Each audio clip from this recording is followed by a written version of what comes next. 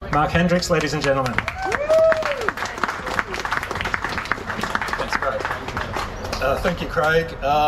This is sort of a really surreal experience for me. I didn't think, my mid-50s I'd be standing up here in Yukon talking to a group of people about trying to reopen what is a wonderful bushwalk. It's just absolutely insane.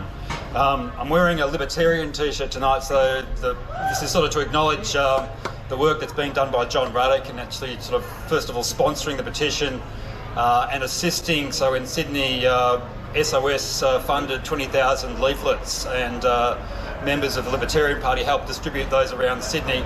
Sydney's such a long way from this place, and I think a lot of the people in Sydney really forget about what's in the regions, and it's really good that for once we've got a political party that's actually bringing attention to this area and the damage that's been done and the harm that's been done by the policies of the state government and National Parks and Wildlife Service. In terms of the financial damage, so if you look at the closure of the last 4 years, so this mountain used to get around about 100,000 visitors a year.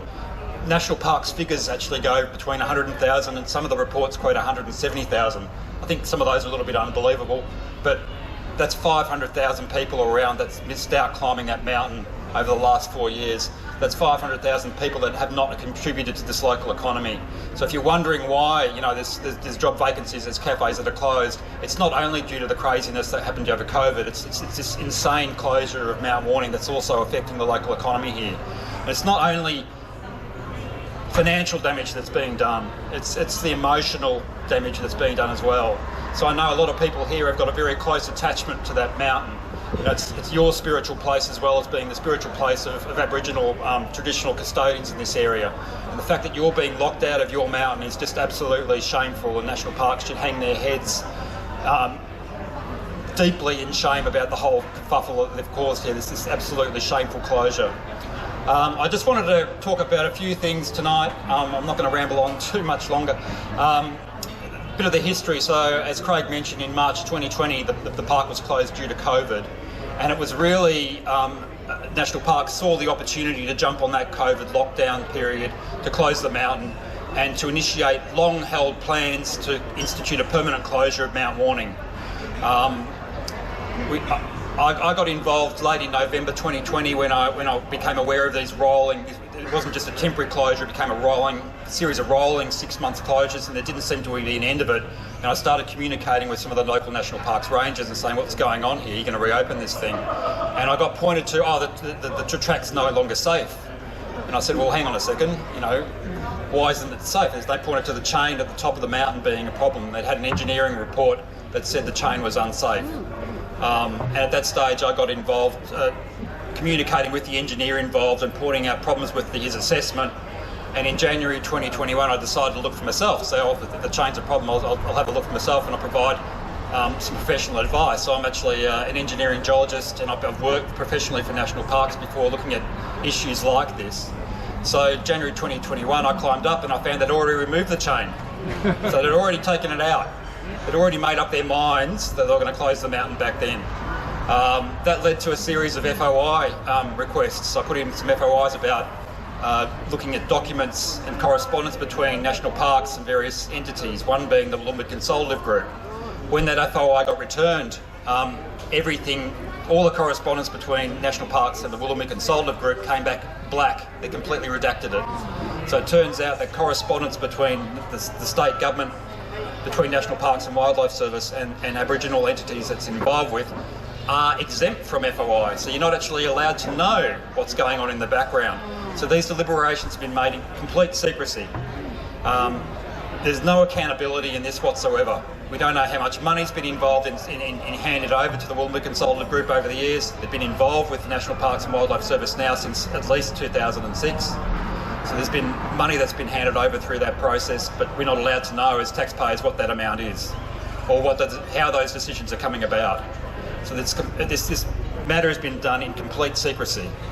As a taxpayer, as someone who, as an owner of these national parks belong to all of us in Australia. They're not just owned by particular groups. I find that absolutely outrageous that we can't find out how the decisions are being made. bit more history. So shortly after that, the Facebook group Reopen Mount Warning was formed. So Craig Murphy was involved in doing that, and that's now looking at, I don't know, we're about 6,000 members or so. So that has really snowballed to provide a public forum where people can actually contribute stories. Some of those stories there about people climbing with their kids and their grandkids are really heartwarming, and it's really devastating to think that, you know, parents will no longer be able to take their kids up there. Scout groups, school groups. Mount Warning was a very popular site for school excursions for decades and decades. You know, there's stories in the newspapers dating back to the time when the park was opened in 1929, in the 1930s, 40s, 60s, all the way through. It's been such a popular spot for school excursions. You know, our kids are being locked out of this experience as well. One of the great things about that last 200 metres, that rock scramble, you know, for a 6 or 8 year old to get up there, for a 10-year-old kid to get up there and actually achieve that summit. You know, the amount of self-confidence, that boost in self-confidence they get from that really affects them for the rest of their life. And our national parks have taken that away from us, taking that away from our kids. I just find it absolutely outrageous that they've done this. They haven't thought about the damage that they've done. In terms of the petition, I thank you everyone who signed that petition. It's really important. It just sort of lays bare to the government that there are numbers involved here. There are big numbers of people who are really upset about this. They're really frustrated and they're angry that they haven't been spoken to about this. One of the things about the stakeholder engagement with national parks, there's been none. There's been no talking to local people about this. There's been no discussion at all with local businesses. Mount Warning Rainforest Park, for instance, national parks have not spoken to the owner there at all. It's been 4 years of that basically silence from national parks in terms of speaking to other people about this issue. It's completely wrong. I can't believe that it's 2024 and we're dealing with a government that allows its bureaucrats to do this to the public. So yeah, thank you so much for signing on the petition. If you haven't signed it, get on board, share it with your friends. We've got a figure of 10,000 that we needed, and that was an outcome of an agreement between the Labor Party and the Libertarian Party. So if you look at the actual mechanics of that system, technically for an e-petition you need 20,000 signatures, but there was an agreement made between Labor and the Liberal Democrats, or the Libertarian Party, as they're now called, to get 10,000. I think the Minister at the time thought there's no way you're going to get 10,000, but we're nearly there. What that will trigger is a debate on the floor of Parliament. It's the first time this issue will be debated on the floor of Parliament. So it's really big that this is happening.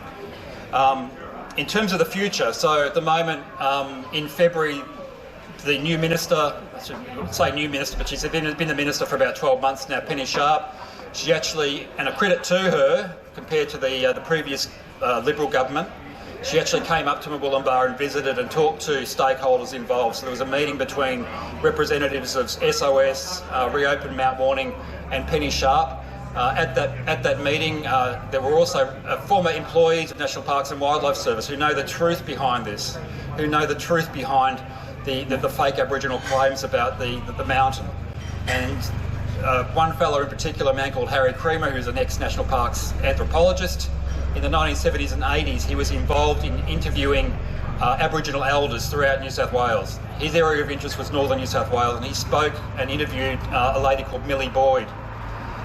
Craig mentioned the wonderful thing that her daughter said in 2007 about Mount Warning. Up until 1999, there was no issue with climbing Mount Warning. This issue emerged with Aboriginal activists from outside this Mount Warning area. And for whatever reason, National Parks and Wildlife Service decided to believe them rather than believe the group that I see as the legitimate custodians of the mountain. So it's insane that it's got to this point. The facts that, if you want to know the facts about that hidden history, you won't get it from the National Parks and Wildlife Service. You can find it in my book. It's why I wrote it, to try and get those facts out there so that that they're written down somewhere, so in the future we can look back and say, look, what's the true story about Mount Warning? And it's in that book. You won't find it on the National Parks and Wildlife website. You won't find it in the reports or anything that they've been providing the public over the last 4 years or so. Look, thanks again for coming and showing your support. We'll have a bit of a Q&A session perhaps as part of this as we finish. Looking at the future, so yeah, as I said, so Penny Sharp's been involved. She's had a meeting. She's asked for more time again to look at this. In my view, I think they've had enough time. I think how long are they going to drag this out for? You know, how long can they drag this pain out for the local community here? Is it going to be another 12 months, 18 months? The mountain has experienced some damage. The rainfall events that have affected the area has caused some damage to the track. It's not as bad as the damage that was experienced through the cyclone events in the mid-teens. So the Cyclone Oswald, Cyclone Debbie. They're essentially it's a vegetation clearing exercise. They've taken the chain out. Whether or not they decide to replace the chain or not, that's a decision they'll have to come up with. In my view, you don't actually need the chain to climb. For decades there was no chain there and people were able to climb up there and get to the summit okay. So the question is, where do we go from here? I had an interview with Andrew Bolt on Monday and to me it looks like the only way forward, if we don't get anything back from the Minister in the next few months, is mass civil disobedience, or just individual acts of civil disobedience. So if you get an opportunity to climb it, if you go up there, there's no security guards in the car park, take that opportunity and go climb yourself and see for yourself and re-experience the views that I'm sure very many people here have experienced in the past and know about. So those small acts of civil disobedience will add up, and it will keep this issue in the government's attention. So the thing we need to do is to keep it in the government's area of interest. If we stop doing anything, they're going to think we don't have any interest anymore and they're going to forget about it. So we need to keep the pressure on. So please keep the pressure on. So thank you. That's all I've got to say.